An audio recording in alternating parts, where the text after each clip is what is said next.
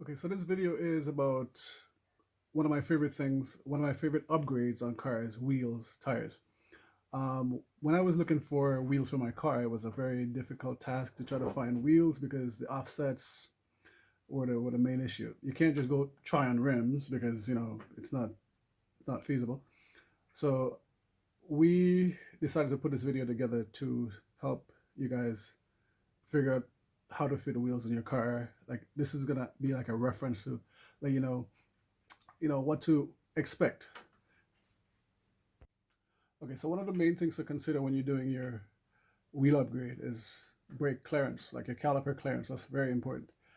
It turns out I needed about, I think, a plus 22 at the front, the same as the 370 pretty much, to clear the Akebono upgrade that I went with. Even the stock calipers, you're gonna need clearance. So you guys may want to consider two things: spoke pattern and and the offset. The offset is crucial.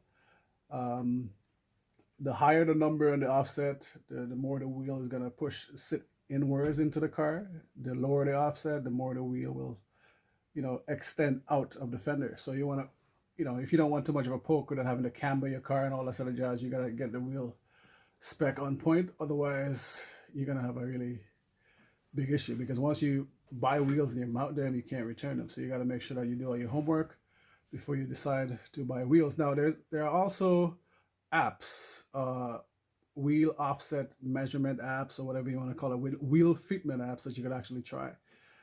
So you could actually test those out and see what kind of measurement it gives you prior to, so you have an idea what you're going to be dealing with. So here's an example of what the wheels look like on the car. So the rear wheels are not exactly flush, but close enough. The tires have a little bit of stretch, as we can see as we get closer to the car. The wheels are concave. That's my favorite look. I don't like convex. That's the opposite. So I prefer the concave. The concave is actually make the car look a lot more aggressive. So we can also see what the front wheel looks like. The front wheel is pretty much flush. Again, slight tire stretch, so it fills the fender perfectly. On these wheels, there's no camber, nothing at all. It's just a stock setup with tin coilovers. So basically, if you want to run these wheels, you will need to most likely have coilovers on your car to get the maximum tire footprint with wider rims. Okay, so these wheels are the Enkei GTC 01RR gunmetal gray, 18 by 9.5 plus 22 offset.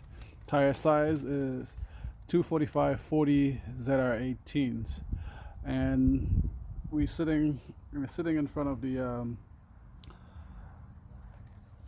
Akebono big brake kit with the Z1 two-piece rotors. It fills the wheel space really nicely. It's a big change from the little teacup saucer 300Z brakes. So it's a very nice upgrade. So these are the rear wheels. These are 18 by 10.5 plus 35 offset. Tire size 275/35 ZR18. As you can see, they're a nice deep concave wheel. The wider you go, the deeper the concave. So this is a very nice setup for anyone who's looking to purchase these wheels in a larger size, like an 11 perhaps. You're probably most likely gonna have to do some kind of camber adjustment and so forth to get them to fit. But for me, I just like it to sit, without any excessive camber or anything like that. So that's pretty much the deal with the back. Okay, so just for a little bonus, some people were wondering how do we got the seat belts to fit, this harness belts. So these are the Sroth 3-point harness. Okay, the first mounting point is like right beside where the main seat belt mount on the B pillar, the bottom of the B pillar. And we got the other side here, it mounts right beside the seat belt anchor point right here. And it mounts right by the anchor point right here. And it goes through between the headrest and to the back. I will get to that in a moment. Okay, so for the actual seat belt itself, you can actually just disconnect it by pulling this little tab. It's disconnected. And this is where it mounts here at the back. I just have a little Nismo cover here. If I take this off, you see how it is. So we got another seatbelt anchor, which was actually stitched to the strut bar, and that is what anchors it. So all the bolts are covered at the back here, as you can see. The cutout that I did here, I actually just made a template, drill a small hole and then widen it, and actually use the template and cut out the hole and just flip it to the other side to do the right side.